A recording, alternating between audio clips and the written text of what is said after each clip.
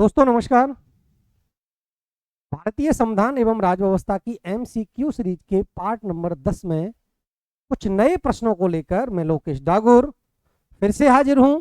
दोस्तों चलते हैं पहले प्रश्न की ओर और पहला प्रश्न है, कौन से संविधान संशोधन के द्वारा भारतीय संविधान में मूल कर्तव्यों को जोड़ा गया? किसको जोड़ा गया? मूल कर्तव्यों को जोड़ा गया। कौन से संविधान संशोधन के द्वारा? तो दोस्तों इसमें संविधान संशोधन की बात की गई है। ऑप्शन नंबर ए 35वें संविधान संशोधन, ऑप्शन नंबर बी है 42वां संविधान संशोधन, ऑप्शन नंबर सी है 44वां संविधान संशोधन और ऑप्शन नंबर डी है दोस्तों 61वां संविधान संशोधन। चारों ऑप्शंस को आपको अच्छे से देखना है और सही उत्तर बताना है कि भारतीय संविधान में जो मूल कर्तव्य थे वो कौन से संविधान संशोधन के द्वारा जोड़े गए। ऑप्शन नंबर बी 42वां संविधान संशोधन 1976 कब होगा? 1976 में होगा और इसके द्वारा भारतीय संविधान में मूल कर्तव्यों को जोड़ा गया। क्लियर है दोस्तों? देखो कर्तव्य जो है वो मूल कर्तव्य भारतीय संविधान में नहीं थे क्या? नहीं थे। क्लियर है? जब नहीं थे तो कोई ना कोई संशोधन होगा और 42वां संविधान संशोधन 1976 में किया और इस 42वें संविधान संशोधन को मिनी कॉन्स्टिट्यूशन की संज्ञा दी जाती है। लघु संविधान कहा जाता है 42वें संविधान संशोधन 1976 को। और इसके द्वारा भारतीय संविधान में एक भाग जोड़ा जाएगा, भाग 4A, और आर्टिकल जोड़ा जाएगा दोस्तों अनुच्छेद 51A। सारी बातें इससे क्लियर है? देखो इस प्रश्न से क्या क्लियर हुआ? एक तो हमने संविधान संशोधन देख लिया कि मूल कर्तव्य को जोड़ा जाता है 42वें संविधान संशोधन के द्वारा। हुआ कब? 1976 में। इसको मिनी कॉन्स्टिट्यूशन अर्थात लघु संविधान की भी संज्ञा दी जाती है और दोस्तों इसके द्वारा भारतीय संविधान में भाग 4A जोड़ा जाएगा और अनुच्छेद जोड़ा जाएगा 51A। अगर कुल भागों की बात की जाए तो कुल भाग भारतीय संविधान में कितने हैं? कुल भाग हैं दोस्तों 22। क्लियर है? इस प्रश्न से इतने प्रश्न साथ में कवर हुए हैं। अगला प्रश्न देखें, भारतीय संविधान में मूल कर्तव्यों को कौन से देश के संविधान से ग्रहण किया गया? है ना? जब संविधान के स्रोत आप पढ़ोगे, क्या पढ़ोगे? स्रोत। भाई भारतीय जो संविधान है, भारतीय संविधान के आपको एक तो ये बात याद रखनी है कि जो 2/3 प्रावधान है ना वो तो ले लिए हमने कहां से? 1935 के भारत शासन अधिनियम से, है ना? और इस प्रश्न को दूसरे तरीके से भी अगर पूछा जाए तो ये पूछ सकता है एग्जामिनर कि भाई ये बता दो कि भारतीय संविधान पर सर्वाधिक प्रभाव किसका है? तो 1935 के भारत शासन अधिनियम का है ना? अब बात करें कि हमने जो मूल कर्तव्य है ना, यही तो एग्जामिनर का प्रश्न है कि मूल कर्तव्यों को संविधान में कौन से देश से ग्रहण कर लिया, किस देश से प्रभावित है मूल कर्तव्यों का प्रावधान? Option number A America, option number B Britain, option number C Canada और ऑप्शन नंबर डी है सोवियत संघ रूस। दोस्तों ऑप्शन नंबर डी सोवियत संघ रूस है, वहां से हमने भारतीय संविधान में मूल कर्तव्यों का कॉन्सेप्ट लिया है। बात करें अमेरिका की तो अमेरिका से मैंने देखो एक तो अमेरिका से आपको याद रखना है मूल अधिकार, अधिकारों की सबसे पहले जो बात की थी वो अमेरिका ने की थी, तो वहां से हमने मूल अधिकार ले लिए। साथ में न्यायपालिका से रिलेटेड जितने भी प्रावधान हैं, किससे? न्यायपालिका से रिलेटेड जितने भी प्रावधान हैं वो सारे के सारे, जिसमें आप पढ़ोगे स्वतंत्र न्यायपालिका, है ना, आप पढ़ोगे जनहित याचिका, है ना, और न्यायाधीशों पर जो हटाने की प्रक्रिया है वो भी हमने कहां से ले ली? अमेरिका से ले ली। न्यायिक पुनरावलोकन अमेरिका से ले लिया। ब्रिटेन में आपको संसद याद रखना है।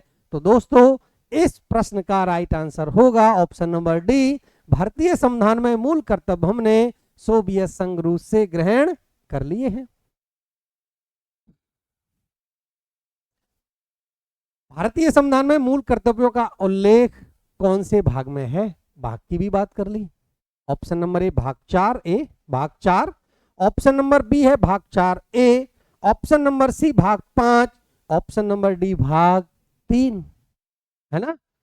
अब आप देखेंगे, अभी मैंने आपको बताया था कि 42वां संविधान संशोधन होगा 1976 में और इसके द्वारा भाग 4A जोड़ा जाएगा और अनुच्छेद जुड़ेगा दोस्तों 51A और इन्हीं में मूल कर्तव्यों से संबंधित प्रावधान भारतीय संविधान में है। तो इस प्रश्न का राइट आंसर होगा ऑप्शन नंबर बी भाग 4A। भाग 4 की बात करें तो डीपीएसपी नीति निर्देशक तत्व भाग 4 में है। भाग 5 में है संघ सरकार, है ना, जिसमें आप राष्ट्रपति संसद आगे चल के पढ़ोगे। भाग 3 में मूल अधिकार मौलिक अधिकार है। भाग 3 में क्या है? मौलिक अधिकार। और ये जो भाग 3 है ना, इसी को हम क्या कहते हैं? Magna carta. भारतीय संविधान के मैग्ना कार्टा की संज्ञा दी जाती है भाग 3 को। क्लियर है दोस्तों? अगला प्रश्न देख लें। भारतीय संविधान में मूल कर्तव्यों का उल्लेख कौन से अनुच्छेद में है? ये भी पूछ लिया। अनुच्छेद option number A 51, option number B 51A, option number C 60 और ऑप्शन नंबर डी है अनुच्छेद 61। भारतीय संविधान में अगर मूल कर्तव्यों की बात करें, बार बार बताया जा रहा है भाग 4A जोड़ा जाएगा और अनुच्छेद जोड़ा जाएगा 51A। इस प्रश्न का राइट आंसर होगा option number B 51A। Clear है? कौन सा है? 51A, ऑप्शन नंबर बी इस प्रश्न का राइट आंसर हो जाएगा। आर्टिकल 51 की बात कर लें, अंतरराष्ट्रीय शांति एवं सुरक्षा से संबंधित प्रावधान। जब आप डीपीएसपी पढ़ोगे तो डीपीएसपी में है अंतरराष्ट्रीय शांति और सुरक्षा संबंधी प्रावधान है अनुच्छेद 51 में। 51A में देख ही लिया हमने मूल कर्तव्यों का उल्लेख है। 60 में दोस्तों राष्ट्रपति की शपथ है और 61 में है राष्ट्रपति की महाभियोग की प्रक्रिया का उल्लेख देखने को मिलता है अनुच्छेद 61 में। देखो, प्रत्येक जो एमसीक्यू क्लास है उसमें भारतीय संविधान का कोई ना कोई एक टॉपिक कवर कराने का प्रयास है। अब आज की जो क्लास है इसमें मूल कर्तव्यों से संबंधित प्रश्न और कुछ विगत प्रतियोगी परीक्षाओं में पूछे गए प्रश्नों का समावेश है। तो अभी जो है वो मूल कर्तव्यों से संबंधित प्रश्न हैं, जिसमें हमने पढ़ लिए हैं, अनुच्छेद पढ़ लिया, भाग पढ़ लिया, कहां से लिया ये भी पढ़ लिया, और कौन से संविधान संशोधन के द्वारा भारतीय संविधान में मूल कर्तव्यों को जोड़ा जाएगा ये भी हमने कवर किया। भारतीय संविधान में मूल कर्तव्यों को कौन सी समिति की सिफारिश पर जोड़ा गया? कोई ना कोई कमेटी का गठन किया होगा जिसने भारतीय संविधान में मूल कर्तव्यों को जोड़ने की सिफारिश की।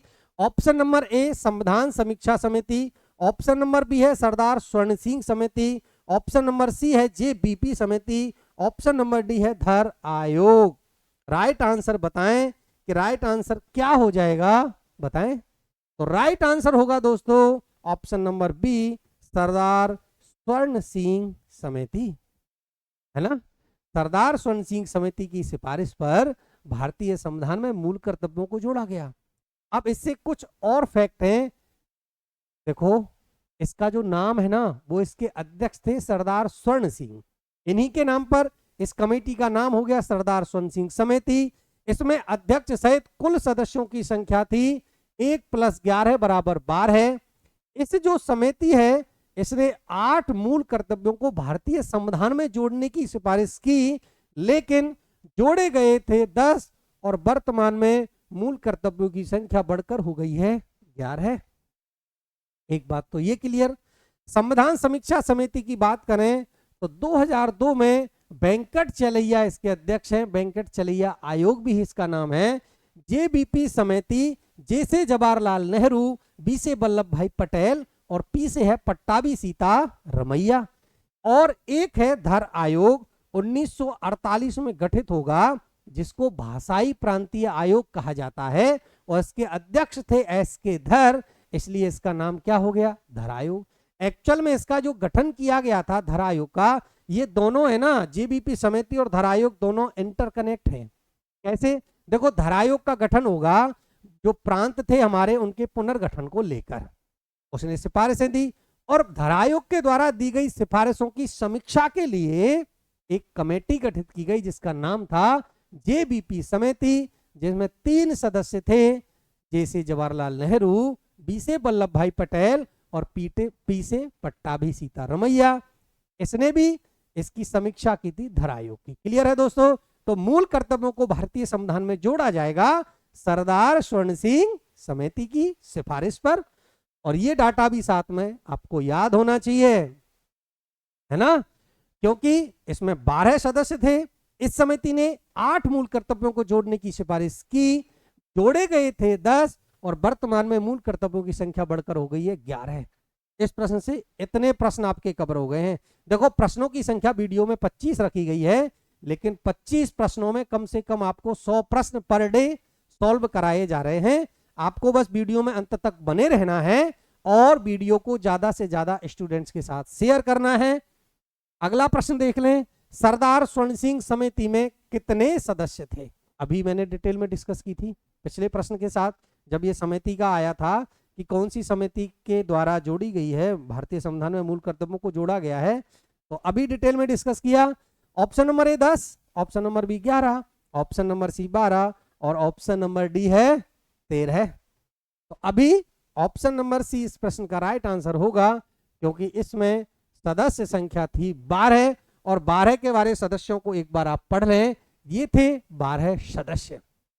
अब देखिए इन 12 सदस्यों से बहुत अच्छा प्रश्न बनता है, और जो आरएस प्री 2021 में पूछा भी गया है यहां से प्रश्न, और यहां से प्रश्न था कि सरदार स्वर्ण सिंह समिति में निम्न में से कौन सदस्य थे? 3-4 सदस्यों के नाम दे देंगे। ऑप्शन नंबर 1 2 3 सही है, 2 3 4 सही है, 3 या 4 सही है, 1 3 4 सही है। तो ऐसे प्रश्न को हल करने के लिए दोस्तों आपको सभी के सभी सदस्य याद होने चाहिए। 12 सदस्य हैं। सबसे पहले बात करें सरदार स्वर्ण सिंह, जो इस समिति के क्या थे? अध्यक्ष थे, और इन्हीं के नाम पर इसका नाम था सरदार स्वर्ण सिंह। AR अंतुले हैं, SS Ray, Rajni Patel, HR Gokhale, BA Syed Mohammad, VN Gadgil, CM Stephen, DP Singh, TC Goswami, BB Sathe और BN मुखर्जी।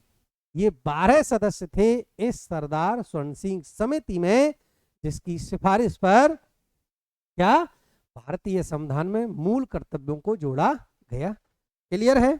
अगला प्रश्न, निम्न में से कौन सरदार स्वर्ण सिंह समिति में सदस्य नहीं था? अभी जिस प्रश्न की मैं चर्चा कर रहा था आपसे, उससे रिलेटेड एक प्रश्न ये रहा, है ना। अब इसमें क्या कि देखो ये तो सिंपल सा हो गया है, अगर इसमें एग्जामिनर थोड़ा और डीप में जाए तो आपसे क्या करेगा, ऐसे दे देगा 1 2 3 4, है ना।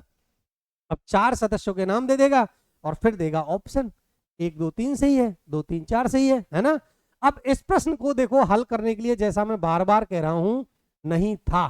अब नहीं वाले प्रश्न को हल करना है तो सारे के सारे सदस्यों के नाम याद होने चाहिए। Option number A AR Antulay, CM Stephen, DP Khaitan और BN मुखर्जी। चारों के चारों ऑप्शनों को अच्छे से देखें। ये जो नाम है ना DP खेतान, ये आपको प्रारूप समिति में मिलेगा, है ना। और DP खेतान की जब मृत्यु हो जाएगी, है ना, तो उसके बाद प्रारूप समिति में एक नया सदस्य आएगा। ये हमने जब संविधान सभा पढ़ी थी वहां देखा था। तो DP खेतान इस प्रश्न का राइट आंसर हो जाएगा, क्योंकि इसमें जो सदस्य थे ना उनका नाम तो मिलता जुलता था, लेकिन उनका नाम था DP सिंह, है ना। तो नहीं, AR अंतुले तो बिल्कुल थे, CM स्टीफन भी थे, VN मुखर्जी भी थे। नहीं वाले जो वो है DP सिंह, मतलब DP खेतान इसमें ऑप्शन है, लेकिन एक्चुअल में कौन था? DP सिंह था। DP खेतान तो प्रारूप समिति के सदस्य थे। भारतीय संविधान में वर्तमान में मूल कर्तव्यों की संख्या कितनी है? बात कर रहा है वर्तमान की। Option number A 10, option number B 11, option number C 12 और ऑप्शन नंबर डी है 13। चारों के चारों ऑप्शनों को अच्छे से देखें। ऑप्शन नंबर बी 11 वर्तमान में मूल कर्तव्यों की संख्या संविधान में है 11, है ना। और जब जोड़े गए थे तो 10 मूल कर्तव्य थे और वर्तमान में इनकी संख्या हो गई है 11। 11वां जो मूल कर्तव्य है वो 86वां संविधान संशोधन होगा। और 86वें संविधान संशोधन कब हुआ? 2002 में हुआ। और इसके द्वारा 11वां मूल कर्तव्य भारतीय संविधान में जोड़ा गया कि 6 से 14 वर्ष तक की आयु के जो बच्चे हैं ना, उनको शिक्षा उपलब्ध करवाना, ये 11वां मूल कर्तव्य है। तो वर्तमान में मूल कर्तव्यों की संख्या 11 है। सरदार स्वर्ण सिंह समिति ने सिफारिश कितने मूल कर्तव्यों के की? 8 की। लेकिन जोड़े कितने गए? 10। और वर्तमान में मूल कर्तव्यों की संख्या 10 से बढ़कर हो गई है 11। क्लियर है? अगला प्रश्न देख लें। भारतीय संविधान में 11वां मूल कर्तव्य अभी डिस्कस किया, कौन से संविधान संशोधन के द्वारा जोड़ा गया था? 42वें संविधान संशोधन के द्वारा, 73वें संविधान संशोधन के द्वारा, 52वें संविधान संशोधन के द्वारा या 86वें संविधान संशोधन के द्वारा? इस प्रश्न का जो राइट आंसर होगा ऑप्शन नंबर डी इस प्रश्न का सही उत्तर है। 86वां संविधान संशोधन कब होगा? 2002 में होगा। कब होगा दोस्तों? ये होगा 2002 में। और इसके द्वारा 11वां मूल कर्तव्य जोड़ा जाएगा। और मूल अधिकारों की बात करें, एक बार इधर डिटेल में पढ़ो 86वें संविधान संशोधन को, है ना।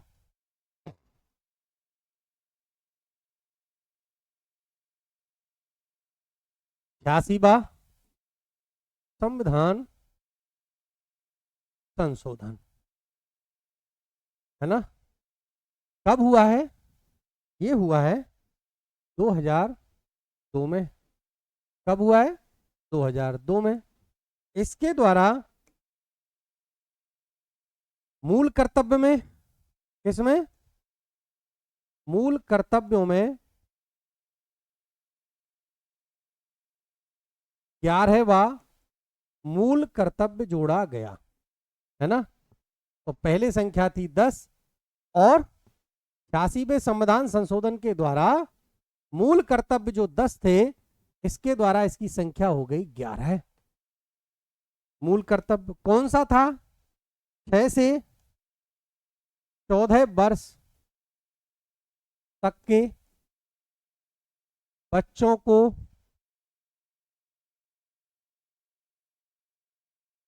शिक्षा उपलब्ध करवाना, ये था। एक बात और इससे आपको याद रखनी है दोस्तों, और वो ये है, वो है मूल अधिकार। इसी संविधान संशोधन के द्वारा एक मूल अधिकार भी जुड़ेगा और ये मूल अधिकार है 21A है। कौन सा है? 21A मूल अधिकार जुड़ेगा और इसमें भी प्रावधान है 6 से 14 वर्षों को निशुल्क एवं अनिवार्य शिक्षा का जो अधिकार प्रदान करता है, वो प्रदान करता है भारतीय संविधान का अनुच्छेद 21A। क्लियर है इस प्रश्न से? अब देखो इसका जो राइट आंसर होगा वो तो हो जाएगा दोस्तों ऑप्शन नंबर डी, 86वां संविधान संशोधन। 42वें संविधान संशोधन, जिसको मिनी कॉन्स्टिट्यूशन की संज्ञा भी दी जाती है, ये भी हमने पढ़ा है कि मिनी कॉन्स्टिट्यूशन कौन सा है? 42वां संविधान संशोधन है। होगा कब? 1976 में होगा और इसी के द्वारा मूल कर्तव्य जोड़े जाएंगे। 73वें संविधान संशोधन के द्वारा भारतीय संविधान में 11वीं अनुसूची जोड़ी जाएगी। कौन सी अनुसूची? 11वीं अनुसूची जोड़ी जाएगी और 11वीं अनुसूची संबंधित है पंचायती राज से। किससे है? पंचायती राज से। एक ऑप्शन और है 52वें संविधान संशोधन, ये देखो 1985 में होगा और इसके द्वारा भारतीय संविधान में 10वीं अनुसूची जोड़ी जाएगी और 10वीं अनुसूची का संबंध है दोस्तों दल बदल से। अब आपको देख रहे होंगे एक प्रश्न में आपको कम से कम 5, 6, 7 प्रश्न कवर कराने का प्रयास है। प्रश्न था केवल संविधान संशोधन 86वां, इससे 42वां क्लियर हुआ, 52वां क्लियर हुआ, 73वां क्लियर हुआ, और इसके द्वारा देखेंगे आप 11वां मूल कर्तव्य जुड़ेगा, और 6 से 14 वर्ष तक के बच्चों को शिक्षा उपलब्ध करवाना 11वां मूल कर्तव्य है। और इसी संविधान संशोधन के द्वारा भारतीय संविधान में अनुच्छेद 21A निःशुल्क एवं अनिवार्य शिक्षा का अधिकार भी जोड़ा जाता है। अगला प्रश्न है 86वें संविधान संशोधन के द्वारा भारतीय संविधान के 11वें मूल कर्तव्य, बिल्कुल सही है, 11वें मूल कर्तव्य में कितने वर्ष की आयु के बालकों को निःशुल्क शिक्षा उपलब्ध करवाना कर्तव्य है? कौन से संविधान संशोधन की बात की है? 86वें संविधान संशोधन की। होगा कब? 2002 में होगा। और इसके द्वारा भारतीय संविधान में कर्तव्यों की, मूल कर्तव्यों की संख्या बढ़कर हो जाएगी 11 है। और 11वां मूल कर्तव्य है कौन सा? ऑप्शन नंबर ए 6 से 15, ऑप्शन नंबर बी 6 से 18, ऑप्शन नंबर सी 6 से 14, और ऑप्शन नंबर डी है 6 से 20। ऑप्शन नंबर सी इस प्रश्न का राइट आंसर हो जाएगा। 6 से लेकर 14 वर्ष तक के बालकों को शिक्षा उपलब्ध करवाना 11वां मूल कर्तव्य है।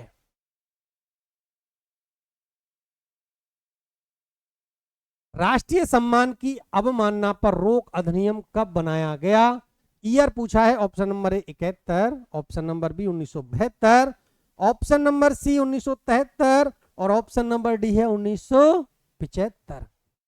देखो दोस्तों, जब आप देखोगे प्रथम मूल कर्तव्य है ना, और पहला जो मूल कर्तव्य है वो हमारे राष्ट्रगान, राष्ट्रगीत के प्रति आदर सम्मान की भावना रखनी है, ऐसा ही है। अब इसकी रोक के लिए है ना, कोई अगर इसकी अवमानना कर देता है तो उसके लिए राष्ट्रीय सम्मान की अवमानना पर रोक अधिनियम बनाया गया था, और ये बनाया गया था 1971 में। ऑप्शन नंबर ए इस प्रश्न का राइट आंसर होगा। अगला प्रश्न देख लें। भारत के संविधान में दिए गए मूल कर्तव्य निम्न में से किसके लिए हैं? भाई, भारत के संविधान में मूल कर्तव्यों को जोड़ा गया है, तो एक्चुअल में ये किसके लिए जोड़े थे? ऑप्शन नंबर ए सभी व्यक्तियों के लिए, ऑप्शन नंबर बी है सभी विदेशियों के लिए, ऑप्शन नंबर सी भारत के समस्त नागरिकों के लिए, और ऑप्शन नंबर डी है केवल सरकारी कर्मचारियों के लिए। तो आप बता दो इस प्रश्न का राइट आंसर, और राइट आंसर है ऑप्शन नंबर सी, क्योंकि मूल कर्तव्य लागू होते हैं भारत के समस्त नागरिकों पर। अगला प्रश्न, राष्ट्रपति पर महाभियोग का उल्लेख भारतीय संविधान के कौन से अनुच्छेद में है? ऑप्शन नंबर ए अनुच्छेद 60, ऑप्शन नंबर बी अनुच्छेद 61, ऑप्शन नंबर सी अनुच्छेद 62, और ऑप्शन नंबर डी है अनुच्छेद 63।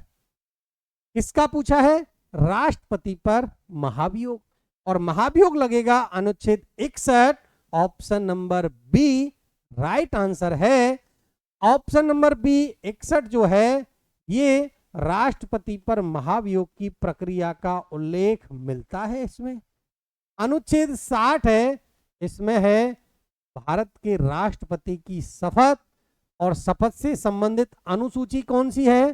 तो शपथ से संबंधित अनुसूची है 3। लेकिन 3 पदाधिकारी भी मैंने आपको बताए थे कि 3 जो पदाधिकारी हैं उन पदाधिकारियों का भारतीय संविधान की अनुसूची 3 में उल्लेख नहीं मिलता है। कौन कौन से हैं? पहला है राष्ट्रपति, इसकी शपथ नहीं है। अगला है उपराष्ट्रपति, इसकी शपथ का भी उल्लेख भारतीय संविधान के अनुसूची 3 में नहीं है। और एक है राज्यपाल, है ना। अब जब अनुसूची में नहीं है तो कहां है? तो अनुच्छेद 60 में है। उपराष्ट्रपति का अनुच्छेद 69 में है, और राज्यपाल का अनुच्छेद 159 में है। क्लियर है? तो इस प्रश्न का जो राइट आंसर होगा वो होगा अनुच्छेद 61। 60 में बात की शपथ की, 62 में क्या है? 62 में है राष्ट्रपति पद के लिए निर्वाचन। राष्ट्रपति पद के लिए निर्वाचन। अब देखो निर्वाचन कब होगा, तो निर्वाचन के दो आधार हैं। जैसे कोई राष्ट्रपति पद पर है तो पदावधि पूर्ण होने से पहले ही राष्ट्रपति के पद का चुनाव कर लिया जाता है, और जब तक राष्ट्रपति, जो नया राष्ट्रपति है, वो जब तक पदभार ग्रहण नहीं करे तब तक पुराना वाला जो राष्ट्रपति है वो पद पर रहता है। एक तो ये बात का प्रावधान है। दूसरा इसमें है आकस्मिक स्थिति, जैसे किसी राष्ट्रपति की मृत्यु हो गई है ना, त्यागपत्र दे दिया, या अन्य कोई कारण से महाभियोग ही है, उससे सपोज करो राष्ट्रपति का पद खाली हो जाता है, तो अगले 6 माह में राष्ट्रपति का चुनाव करवाना होगा, और तब तक भारत के उपराष्ट्रपति राष्ट्रपति के कर्तव्यों का निर्वहन करेंगे। अनुच्छेद 63 में है उपराष्ट्रपति के पद का उल्लेख, है ना। इस प्रश्न से इतने प्रश्न आपके कवर हो गए हैं। अगला प्रश्न है दोस्तों ये, और अगला प्रश्न देखें, राष्ट्रपति पर महाभियोग का प्रस्ताव कौन सी स्थिति में लिया जाता है? अभी भी राष्ट्रपति के महाभियोग की बात की थी। किसी सिविल मामले में, किसी दांडिक अपराध में, ऑप्शन नंबर सी कर्तव्यों की अवहेलना पर, या संविधान के अतिक्रमण पर। बताओ, इस प्रश्न का राइट आंसर होगा ऑप्शन नंबर डी, संविधान का अतिक्रमण। केवल एक स्थिति है, कितनी है? एक। और कौन से अनुच्छेद में है? तो अनुच्छेद 61 में वर्णित है कि राष्ट्रपति पर केवल और केवल संविधान के अतिक्रमण होने की स्थिति में ही महाभियोग की प्रक्रिया लाई जाती है। क्लियर है दोस्तों? अगला प्रश्न है, संविधान का मैग्ना कार्टा किस अनुच्छेद को कहा गया है? अनुच्छेद 21, अनुच्छेद 22, अनुच्छेद 23 या अनुच्छेद 24? अब मैग्ना कार्टा की बात करें तो देखो, मैग्ना कार्टा से संबंधित 2 प्रश्न याद होने चाहिए। अगर भाग की पूछे तो भाग 3 को भारतीय संविधान का मैग्ना कार्टा कहा जाता है, और अनुच्छेद की पूछे तो अनुच्छेद 21 ऑप्शन नंबर ए, अनुच्छेद 21 को भारतीय संविधान के मैग्ना कार्टा की संज्ञा दी जाती है। अनुच्छेद 21 में क्या है? प्राण व दैहिक स्वतंत्रता, यही है जिसमें आप पढ़ते हो विभिन्न प्रकार के अधिकार, आपको चिकित्सा सुविधा का अधिकार है, जीवन जीने का अधिकार है, निजता का अधिकार है, ये सारे अधिकार अनुच्छेद 21 में है। अनुच्छेद 22 में अपराधों की दोष सिद्धि के संबंध में संरक्षण है। अपराधों की दोष सिद्धि के संबंध में संरक्षण प्रदान किया गया है। अनुच्छेद 23 में मानव दुर्व्यापार और बलात् श्रम का प्रतिषेध, मानव दुर्व्यापार और बलात् श्रम है, इसका प्रतिषेध किया गया है। अनुच्छेद 24 में 14 वर्ष से कम आयु के जो बालक हैं, 14 वर्ष से कम आयु के बालकों को क्या करोगे आप? जोखिम भरे कार्यों में, जैसे कारखानों आदि में नियोजन के प्रतिषेध या निषेध को लेकर प्रावधान है अनुच्छेद 24 में। अगला प्रश्न देखा जाए, भारत के सर्वोच्च न्यायालय ने संविधान की मूल संरचना सिद्धांत, बुनियादी ढांचा सिद्धांत को प्रतिपादन निम्न में से किस बाद में किया? बहुत अच्छा प्रश्न है ना, और ये हमने पढ़ भी लिया है पहले क्लास में। ऑप्शन नंबर ए गोलखनाथ बनाम Punjab, option number B Sajjan Singh बनाम Rajasthan, option number C Kesavananda Bharati बनाम केरल, और ऑप्शन नंबर डी है शंकरी प्रसाद बनाम भारत संघ। Option number C Kesavananda Bharati वाद जो है, ये भारतीय संविधान का एक महत्वपूर्ण वाद है, और इसी के द्वारा भारतीय संविधान में बुनियादी ढांचे की या आधारभूत ढांचे की परिकल्पना को लाया गया था। तो ऑप्शन नंबर सी इस प्रश्न का राइट आंसर होगा।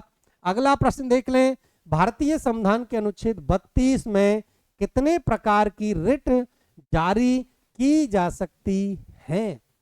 Option number A 5, option number B 6, option number C 7, और ऑप्शन नंबर डी है 8। भारतीय संविधान का अनुच्छेद 32 है ना, कौन सा आर्टिकल है? अनुच्छेद 32।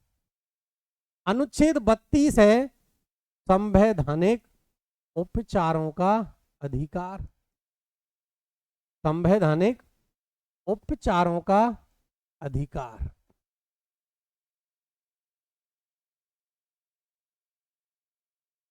इसको आपको पता है अंबेडकर जी हैं। कौन है? डॉक्टर अंबेडकर, जो प्रारूप समिति के अध्यक्ष थे। इन्होंने इस आर्टिकल को आत्मा की संज्ञा दी है कि भारतीय संविधान की आत्मा है अनुच्छेद 32। कौन सा है? अनुच्छेद 32 है भारतीय संविधान का आत्मा है, डॉक्टर अंबेडकर जी कहते हैं। और क्या है इसके बारे में? देखो, ये जैसे आप देखते हो अनुच्छेद 14 से लेकर 31 तक, हालांकि 31 हट गया है, तो वर्तमान में अनुच्छेद 30 तक भारतीय जो नागरिक है ना, भारतीय संविधान उनको मौलिक अधिकार प्रदान करता है। लेकिन अनुच्छेद 32 उन मौलिक अधिकारों का संरक्षक है, मौलिक अधिकारों की रक्षा करने का प्रावधान करता है। वैसे तो मौलिक अधिकारों का संरक्षक उच्चतम न्यायालय है। अब उच्चतम न्यायालय है, ये कौन सा आर्टिकल वर्णित करता है? अनुच्छेद 32, क्योंकि अनुच्छेद 32 के द्वारा मौलिक अधिकारों को संरक्षण प्रदान किया जाता है। और इसी के द्वारा 5 प्रकार की रिट या प्रलेख जारी किए जाते हैं। 5 प्रकार की रिट जारी करेगा उच्चतम न्यायालय अनुच्छेद 32 के द्वारा। एक फैक्ट और याद रखना है कि ये बता दो, उच्चतम न्यायालय जो है, जैसे सुप्रीम कोर्ट है, सुप्रीम कोर्ट तो रिट जारी करता है अनुच्छेद 32 के तहत, है ना। हाई कोर्ट भी जारी कर सकता है क्या रिट? हाई कोर्ट भी जारी करेगा। हाई कोर्ट रिट जारी करेगा अनुच्छेद 226 के तहत। हाई कोर्ट भी 5 प्रकार की रिट जारी करता है और सुप्रीम कोर्ट भी 5 प्रकार की रिट जारी करता है। और ये 5 प्रकार की रिट कौन कौन सी हैं? तो पहली रिट है बंदी प्रत्यक्षीकरण। कौन सा है? बंदी प्रत्यक्षीकरण। दूसरी रिट कौन सी है? दूसरी रिट है परम आदेश। कौन सी है? परम आदेश। तीसरी रिट प्रतिषेध। कौन सी है? प्रतिषेध। चौथी रिट है उत्प्रेषण। कौन सी है? उत्प्रेषण। और 5वीं रिट है अधिकार प्रच्छा। कौन सी है? अधिकार प्रच्छा। ये 5 प्रकार की रिट जारी करता है सुप्रीम कोर्ट अनुच्छेद 32 के द्वारा। ऑप्शन नंबर ए इस प्रश्न का राइट आंसर हो जाएगा। अनुच्छेद 32 के द्वारा 5 प्रकार की रिट जारी की जाती है। मूल अधिकारों को परावर्तित करने के लिए रिट जारी कर सकते हैं। कौन कर सकता है? उच्च न्यायालय, राष्ट्रपति, केवल उच्चतम न्यायालय, या उच्चतम और उच्च न्यायालय दोनों। ऑप्शन नंबर डी इस प्रश्न का राइट आंसर होगा, क्योंकि अभी मैंने बताया था अनुच्छेद जो 32 है उस 32 के द्वारा रिट जारी करेगा सुप्रीम कोर्ट, और अनुच्छेद 226 है उस 226 के द्वारा रिट जारी करेगा हाई कोर्ट। तो रिट जारी करने का अधिकार दोनों उनको है, सुप्रीम कोर्ट और हाई कोर्ट को। अगला प्रश्न है, निम्न में से किसको मौलिक अधिकारों का संरक्षक कहा जाता है? उच्चतम न्यायालय को, प्रधानमंत्री को, राष्ट्रपति को, या संसद को? तो मौलिक अधिकारों का संरक्षक है उच्चतम न्यायालय। अनुच्छेद 32 में जब 5 प्रकार की रिट जारी करता है, और 5 प्रकार की रिट, देखो आर्टिकल 32 है ना, ये प्रावधान करता है कि अगर आपके मौलिक अधिकारों का हनन हो रहा है तो अनुच्छेद 32 के तहत उच्चतम न्यायालय 5 प्रकार की रिट जारी करेगा और आपके मौलिक अधिकारों का संरक्षक होगा। अनुच्छेद 32 में ऐसे प्रावधान है। अगला प्रश्न है, भारत के संविधान की निम्न में से कौन सी अनुसूची पहले संविधान संशोधन के द्वारा संविधान में जोड़ी गई? RAS प्री 2023 में पूछा गया प्रश्न है कि आप ये बता दो कि भारतीय संविधान में पहली अनुसूची जुड़ी है वो कौन से संविधान संशोधन के द्वारा जोड़ी गई? और वो प्रथम संविधान संशोधन होगा। इस पहले संविधान संशोधन के द्वारा कौन सी अनुसूची जुड़ी है? ऑप्शन नंबर ए 6ठी, 7वीं, 9वीं, 10वीं, या अनुत्तरित प्रश्न। बता दो। पहला संविधान संशोधन होगा और इसके द्वारा भारतीय संविधान में अनुसूची जोड़ी जाएगी 9वीं। ऑप्शन नंबर सी इस प्रश्न का राइट आंसर है। देखो बात करें मूल संविधान की, किसकी? मूल संविधान की, तो मूल संविधान में अनुसूची कितनी थी? 8 थी। पहला संविधान संशोधन होगा और पहले संविधान संशोधन के द्वारा भारतीय संविधान में अनुसूची जोड़ी जाएगी। कौन सी दोस्तों? नवी जुड़ गई। फिर होगा 52वां संविधान संशोधन और 52वें संविधान संशोधन के द्वारा अनुसूची जोड़ी जाएगी 10वीं। फिर होगा 73वां संविधान संशोधन और 73वें संविधान संशोधन के द्वारा जोड़ी जाएगी 11वीं। और फिर होगा 74वां संविधान संशोधन और इसके द्वारा जोड़ी जाएगी 12वीं अनुसूची। और वर्तमान में अनुसूची कितनी है? तो वर्तमान में अनुसूची है 12। बात करें नवी अनुसूची की, तो नवी अनुसूची है दोस्तों भू सुधार, है ना, जिसमें आप भू राजस्व या जमींदारी प्रथा का उन्मूलन है। 10वीं अनुसूची आपको 10 से दल बदल याद रखना है। 11वीं अनुसूची 73वें संविधान संशोधन के द्वारा पंचायती राज संस्थाओं के प्रबंधन को लेकर है। और 12वीं अनुसूची 74वें संविधान संशोधन के द्वारा नगरीय प्रशासन से संबंधी प्रावधान है। क्लियर है? अगला प्रश्न देख लें, तो इस प्रश्न का राइट आंसर हो जाएगा ऑप्शन नंबर सी। और अगला प्रश्न है, निम्न में से कौन से मौलिक अधिकार केवल भारतीय नागरिकों को प्राप्त हैं? लोक नियोजन में अफसर की समता, लोक नियोजन में अफसर की समता, वाक अभिव्यक्ति की स्वतंत्रता, अल्पसंख्यक वर्ग के हितों का संरक्षण, धर्म, मूल वंश, जाति, लिंग, जन्म स्थान के आधार पर भेदभाव। ऑप्शन नंबर ए 1 2 3, है ना। Option number B 2 3 4, option number C 1 2 और ऑप्शन नंबर डी है 1 2 3 4 सब। भारतीय नागरिकों को आपको पता है 5 मौलिक अधिकार हैं जो केवल और केवल भारतीय नागरिकों को प्रदान है। अनुच्छेद 15, 16, 19, 29 और 30, इन 5 आर्टिकल्स में जो अधिकार है वो केवल भारतीय नागरिकों को है। अब बात करें लोक नियोजन की, तो लोक नियोजन का जो आर्टिकल है वो कौन सा है? 16 है। वाक अभिव्यक्ति की स्वतंत्रता का आर्टिकल 19 है। अल्पसंख्यक वर्गों के हितों का संरक्षण अनुच्छेद 30 है ना, 29 है। और धर्म, मूलवंश, जाति, लिंग, जन्मस्थान के आधार पर भेदभाव अनुच्छेद 15 है। तो 15, 16, 19 और 29 बिल्कुल ऑप्शन नंबर डी 1 2 3 4 सभी सही हैं। सारे के सारे जो आर्टिकल्स में वर्णित अधिकार हैं वो भारतीयों के हैं। और ये मैंने आपको फैक्ट बता दिया है कि 5 जो अनुच्छेद हैं उनमें वर्णित 15, 16, 19, 29 और 30 ये 5 आर्टिकल्स में जो अधिकार हैं वो केवल भारतीयों को प्रदान किए गए हैं। अनुच्छेद 21 के तहत भारतीय नागरिकों को कौन सा अधिकार प्राप्त नहीं है? अब नहीं के लिए देखें, निजता का अधिकार, चिकित्सा सहायता प्राप्त करने का अधिकार, विदेश भ्रमण का अधिकार या सूचना का अधिकार। आरटीआई एक्ट 2005, है ना, बता दो। अनुच्छेद 21 जिसको अभी मैंने आपको बताया था भारतीय संविधान का मैग्ना कार्टा भी कहा जाता है। अगर आर्टिकल्स पूछ ले और भाग पूछे तो भाग हो जाएगा 3। अनुच्छेद 21 में प्राण एवं दैहिक स्वतंत्रता का अधिकार है। प्राण एवं दैहिक स्वतंत्रता, जीवन जीने का अधिकार प्रदान करता है भारतीय संविधान का अनुच्छेद 21। निजता का अधिकार बिल्कुल है, चिकित्सा का अधिकार बिल्कुल है और विदेश भ्रमण का अधिकार जिससे आपको मेनका गांधीवाद भी बताया था। कौन सा? मेनका गांधीवाद। मेनका गांधी जी का जब पासपोर्ट जब्त कर लिया तो उच्चतम न्यायालय ने यही तो कहा था कि आपने एक व्यक्ति के विदेश भ्रमण पर अधिकार जो है उसको छीना है। 1978 वाला वाद है, मेनका गांधी बनाम भारत संघ, ये विदेश भ्रमण के अधिकार को लेकर है। सूचना का अधिकार भारतीय संविधान के 19(1) में है। ऑप्शन नंबर डी इस प्रश्न का राइट आंसर हो जाएगा कि कौन सा अधिकार अनुच्छेद 21 के तहत प्रदान नहीं है। तो सूचना का जो अधिकार है वो भारतीय संविधान के अनुच्छेद 19(1) में जोड़ा गया है ना, है तो नहीं, लेकिन उच्चतम न्यायालय ने कहा कि इसको अनुच्छेद 19(1) का पार्ट मान लिया जाए, ऐसा उच्चतम न्यायालय ने कहा है। सक्रिय को निष्क्रिय करने की कौन सी रिट जारी की जाती है, आप बता दो।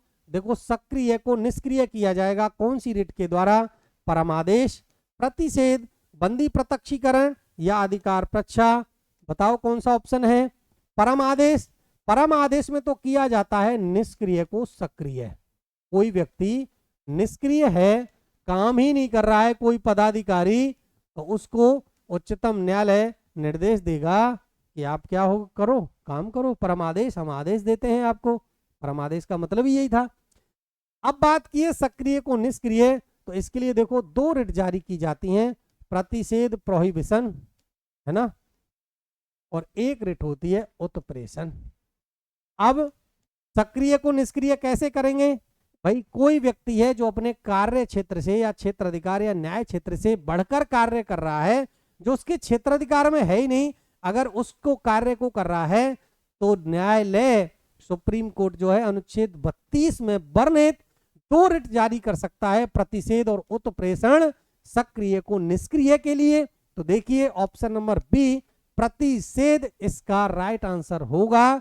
दोस्तों अगर निष्क्रिय को सक्रिय पूछा जाए, परमादेश है, अगर सक्रिय को निष्क्रिय करना है तो दो प्रकार की रिट है, प्रतिषेध और उत्प्रेषण। दोनों में अंतर क्या है, ये प्रारंभिक चरण में होती है और ये इसके उत्तरवर्ती चरण में होती है। उत्प्रेषण का मतलब है जैसे कोई मामला है जो एक हाई कोर्ट का नहीं था और उस पर सुनवाई हाई कोर्ट ने कर ली, तो सुप्रीम कोर्ट कहेगा उत्प्रेषण अर्थात ये जो मामला है तुम्हारे न्याय क्षेत्र में नहीं है, क्षेत्राधिकार में नहीं है, इसको आप उत्प्रेषण अर्थात ऊपर भेज दो, अपने पास मंगवा लेता है, ये रिट होती है उत्प्रेषण। तो दोस्तों क्लियर है, दो प्रकार की रिट है, प्रतिषेध और उत्प्रेषण। ये दो प्रकार की रिट जारी की जाती हैं सक्रिय को निष्क्रिय करने के लिए। राज्य आर्थिक रूप से दुर्लभ किन्हीं वर्गों के लिए विशेष उपबंध कर सकेगा, भारतीय संविधान के कौन से संविधान संशोधन के द्वारा जोड़ा गया।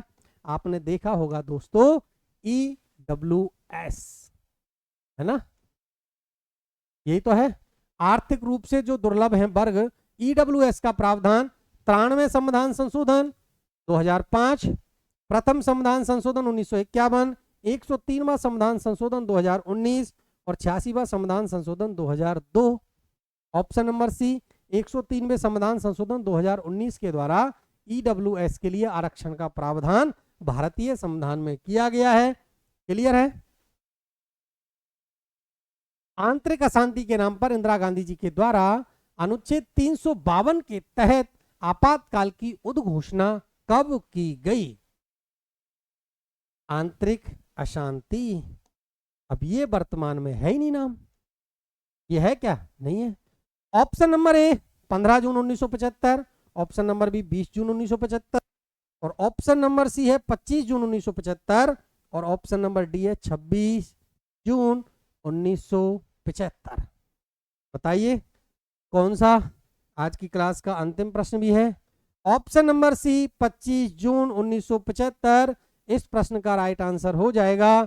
25 जून 1975 को इंदिरा गांधी जी के द्वारा आर्टिकल 352 का प्रयोग करते हुए आंतरिक अशांति के नाम पर भारत में क्या लगा दिया गया था, आपातकाल लगा दिया गया था। तो इस प्रश्न का राइट आंसर तो हो जाएगा ऑप्शन नंबर सी 25 जून 1975। आपातकाल आया है तो आपातकाल पढ़ लें पहले। तो आपातकाल का वर्णन भारतीय संविधान के 3 अनुच्छेदों में वर्णित है, अनुच्छेद 352, 356 और 360। ये 3 आर्टिकल हैं जो भारतीय संविधान में किससे रिलेटेड है, आपातकाल। 352 बात करता है राष्ट्रीय आपातकाल की, किसकी, राष्ट्रीय आपातकाल की। 356 में जो है दोस्तों वो है राज्यों में आपातकाल। क्या है, राज्यों में आपातकाल। संवैधानिक तंत्र अगर विफल हो जाता है तो राज्यपाल की सिफारिश पर राष्ट्रपति राज्य में आपातकाल लगा सकता है। 360 है वित्तीय आपातकाल। कौन सा है दोस्तों, वित्तीय आपातकाल। और भारत में अब तक एक भी बार वित्तीय आपातकाल नहीं लगा है। ये तो बात हो गई आपातकाल की। अब एक शब्द और आया है इसमें, आंतरिक अशांति। कौन सा आया है, आंतरिक अशांति, है ना।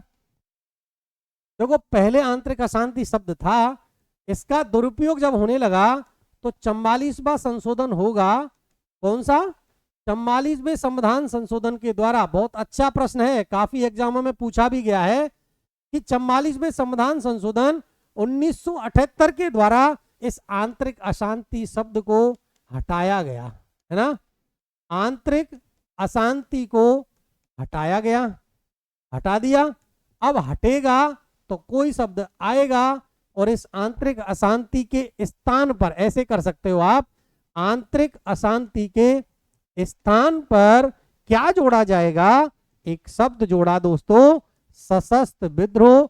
अर्थात अब भारत में जब कोई सशस्त्र विद्रोह के नाम पर ही होगा, अब आंतरिक अशांति के नाम पर इसका दुरुपयोग नहीं किया जाएगा।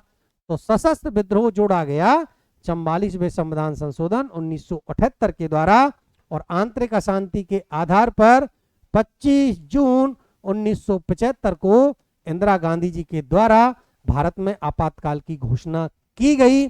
आज की क्लास में बस इतना ही। मिलता हूं नेक्स्ट क्लास में नए प्रश्नों को लेकर। तब तक के लिए आपको बहुत बहुत धन्यवाद।